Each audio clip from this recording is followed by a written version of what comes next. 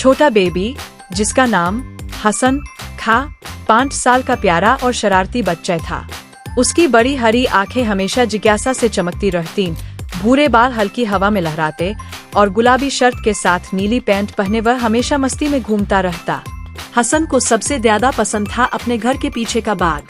वहाँ तरह तरह के फूल, झाड़ियाँ और बेलें लगी थीं। वह अक्सर तितलियों का पीछा करता, चींटियों को देखता और अपनी माँ के साथ छोटे पौधों में पानी डालता। जब हसन बाग के एक कोने में पहुंचा, तो उसने एक बेल देखी जो पहले कभी वहाँ नहीं थी। उसके पत्ते हरे नहीं बल्कि सुनहरी चमक वाले थे और उन पर छोटे छोटे सुनहरे अंगूर लगे थे। वह हैरान हो गया, ये कहाँ से आई? उसने सोचा। बेल पर हल्की सी सुनहरी रोशनी नाच रही थी, जैसे वह खुद सांस ले रही हो। हसन ने पास जाकर एक पत्ता छुआ। पत्ते से हल्की सी घंटी जैसी आवाज आई और बेल के अंगूर धीरे धीरे भूलने लगे। हसन ने जिज्ञासा से एक छोटा सा सुनहरी अंगूर तोड़ा और हाथ में पकड़ा।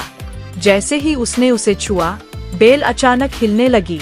सुनहरी रोशनी ने उसे घेर लिया। अगले ही पल हसन का शरीर सिकुड़ने लगा। उसकी आवाज भी पतली हो गई।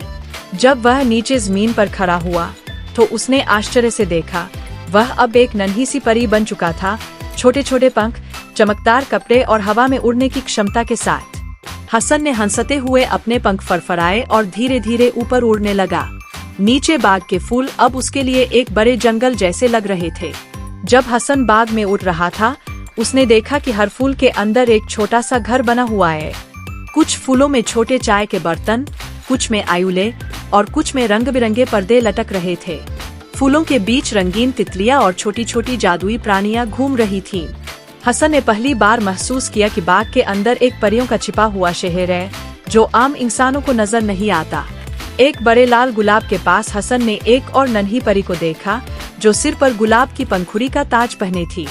उसने मुस्कुराकर कहा, स्वागत है नए दोस्त, तुम्हें सुनहरी बेल ने चुना है।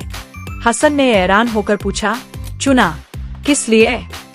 परी ने कहा, सुनहरी बेल 100 साल में एक बार जागती है और एक इंसान को परियों की दुनिया दिखाती है। तुम वो खुशकिस्मत हो। गुलाब परी ने हसन को एक बड़ी नीली तितली पर बैठा दिया। तितली के पंखों पर चमकदार धब्बे थे, जो धूप में चमक रहे थे। वे दोनों तितली की पीठ पर बैठकर फूलों के जंगल के ऊपर उठने लगे। नीचे रंग बिरंगे फूलों के बीच नन्ही नन्ही नदियां बह रही थी और छोटे मेंढक गुनगुनाते हुए जैसे गाना गा रहे थे। हसन ने खुश होकर कहा, ये दुनिया तो जादू से भी ज्यादा जादुई है। उड़ते उड़ते अचानक तितली का रास्ता एक बड़े सुनहरी जाल ने रोक लिया।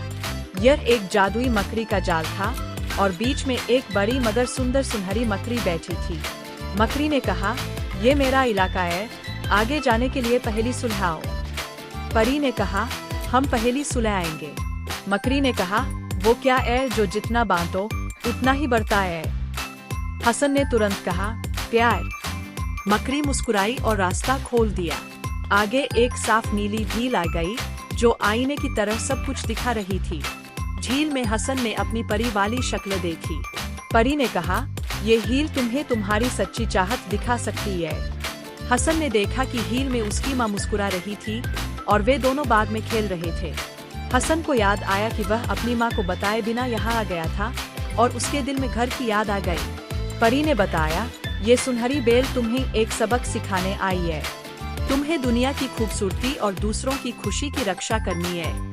हसन ने वादा किया कि वह हमेशा बाग, पौधों और हर जीव का ध्यान रखेगा।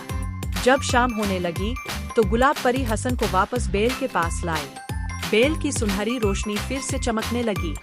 हसन ने आखिरी बार परियों के शहर को देखा और कहा, मैं ये दिन कभी नहीं भूलूंगा। बेल की रोशनी ने उसे घेर लिया और वह धीरे धीरे अपने असली रूप में लौट आया। हसन ने देखा कि बेल गायब हो चुकी है, जैसे कभी थी ही नहीं।